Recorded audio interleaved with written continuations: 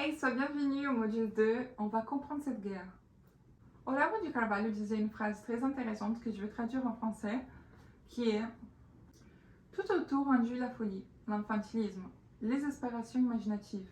Contre cela, l'étude ne suffit pas. Prenez conscience de l'infection morale et battez-vous.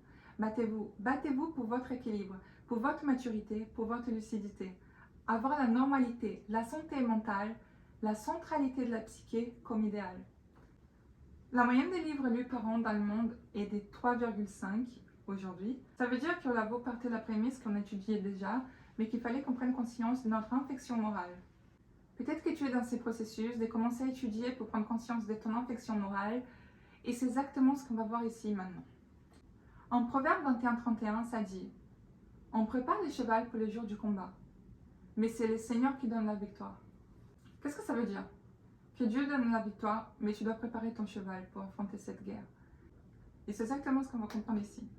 Et avant toute chose, tu dois comprendre qui tu es dans cette guerre. Je ne sais pas si tu as déjà lu, mais en Éphésiens, la Bible te dit de porter une armure. Et on est d'accord qu'on ne porte pas une armure pour aller dormir ou jouer au foot. Non. Tu portes une armure pour pouvoir affronter une guerre. Et comme on l'a dit, on n'est pas en train d'affronter une guerre seulement dans les champs des idées. Ce n'est pas seulement une question d'étude. C'est une question de que tu dois te rendre compte du petit que tu es moralement, à côté de tout ce qui se passe, et lutter contre ça.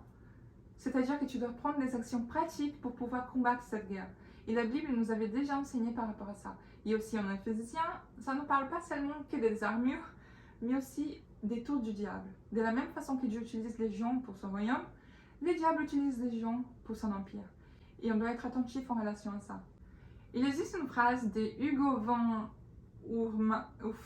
ça va être écrit dans l'écran, qui dit « Rien n'a de réalité dans la vie politique de la nation qui ne serait présente dans sa littérature sous forme d'esprit. » Et je ne sais pas si tu as déjà regardé le film brésilien Toute d'élite, je le vois très bien avec cet exemple. Et là-bas, c'est un film très connu et en gros, on voit vraiment que ce qui s'est passé dans la politique du pays, c'est exactement ce qui était dans le film et du coup dans la littérature.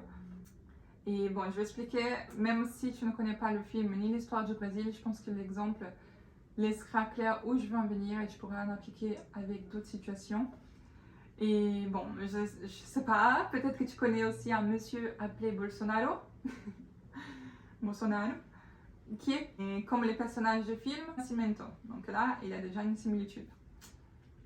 Si tu fais une comparaison entre le film, donc une fiction, qui dépend vraiment une partie de la vraie vie de Rio, non de la ville de Rio de Janeiro, tu verras qu'en fait, ce qui s'est passé dans la littérature, ça a été passé des années plus tard par la politique.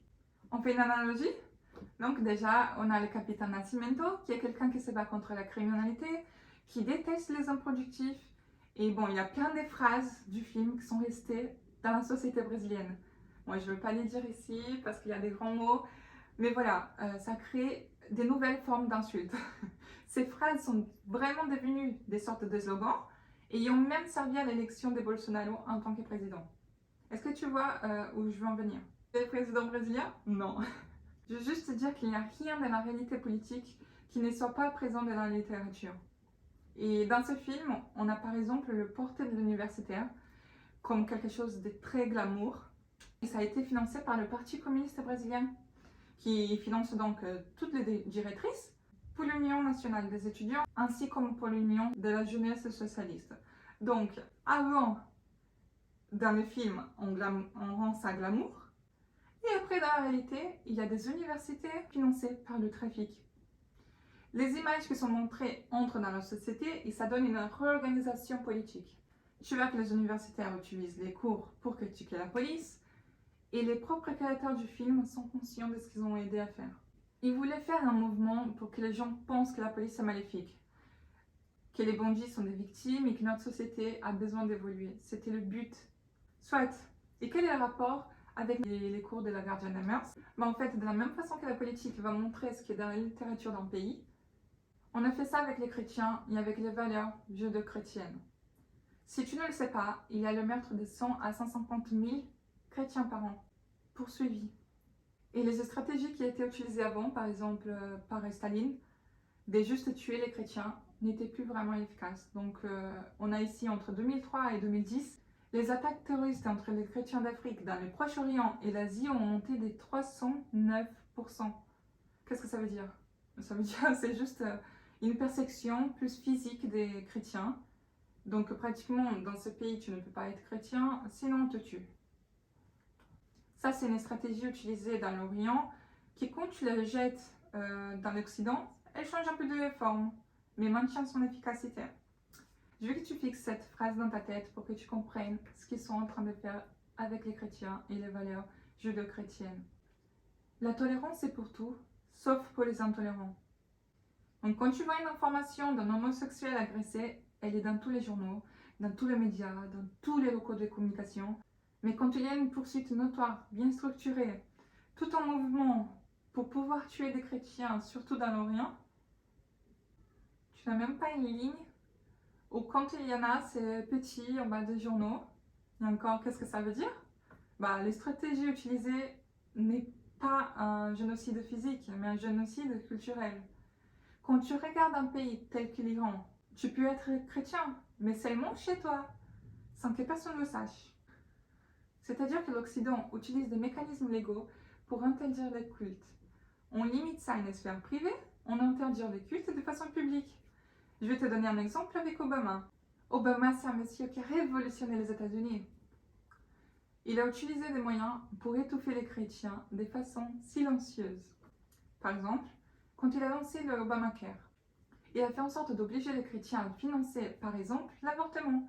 C'est-à-dire que si tu avais une entreprise et ta fonctionnaire voudrait se faire avorter, même étant contre la réalisation de l'avortement, qui est un principe à toi en tant que chrétienne et tes valeurs, tu devrais aider financièrement à ta fonctionnaire à commettre cet avortement. Donc il y a quelque chose qui est contraire à tes principes et valeurs, mais l'État te l'impose. Pour que petit à petit, tu abandonnes tes principes et valeurs et tu mettes les limites chaque fois plus loin. Je vais donner un exemple de mon vécu en Europe. Et bon, quand on n'est pas ici, on croit que l'Europe, en tant qu'endroit rempli d'histoire chrétienne, la société l'est aussi. Et c'est faux, c'est tout le contraire.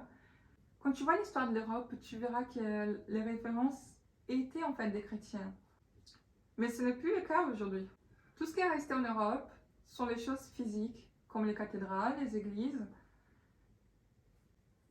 Et encore souvent juste pour visiter en tant que touriste. Mais la question culturelle a tout simplement été étoffée. Aujourd'hui, un jeune Européen ne sait pas qui est Goliath ou David. Il ne sait pas vraiment qui est Jésus, car c'est pas possible. Il ne sait pas non plus qui est le Créateur. Il en a entendu vite fait parler comme un concept, comme une croyance. Et bon, où est-ce que je vais en venir avec ça? C'est que l'enlèvement de l'influence du christianisme dans la société européenne a été si forte que même leur pays, leur continent, même les universités, ils ne sont plus chrétiens car l'influence a été complètement retirée de leur vie de tous les jours. Les valeurs chrétiennes aussi. Donc ils utilisent cette stratégie d'enlever l'influence du christianisme, des valeurs judéo-chrétiennes, dans les petites choses. Comme par exemple au Brésil, pour dire au revoir, on va dire vai com Deus, Deus te abençoe. Et en Europe, ça n'existe pas. Car dire de partir ou de rester avec Dieu et que Dieu te bénisse, tu serais en train d'insérer Dieu dans la vie de tous les jours. Et bon, ça n'arrive pas en Europe. Et Staline avait une phrase très emblématique qui montre ce qu'est en fait l'Amérique latine. Il dit « L'Amérique est comme un corps et sa santé est un trépied. Patriotisme, moralité et spiritualité.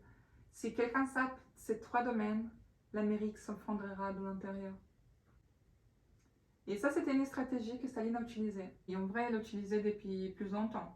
Voltaire, dans le passé, avant qu'il y ait la révolution russe, il disait « écraser l'infâme ». Il jurait qu'il ne disait pas ça pour motiver des actes violents envers les catholiques. Mais pendant la révolution en 1789, il y avait plein de voix qui criaient pendant qu'ils tuaient les chrétiens et les prêtres exactement cette phrase « écraser l'infâme ». Et aujourd'hui, nous avons Dawkins, qui est un de ces chevaliers athéistes qui dit « La religion est le pire et le plus grand de tous les crimes ». Et lui aussi, il dit qu'il ne dit pas ça pour générer de la haine et l'extermination des chrétiens. Mais nous savons qu'avant tout génocide physique, il y a un génocide culturel. Voyons certains exemples.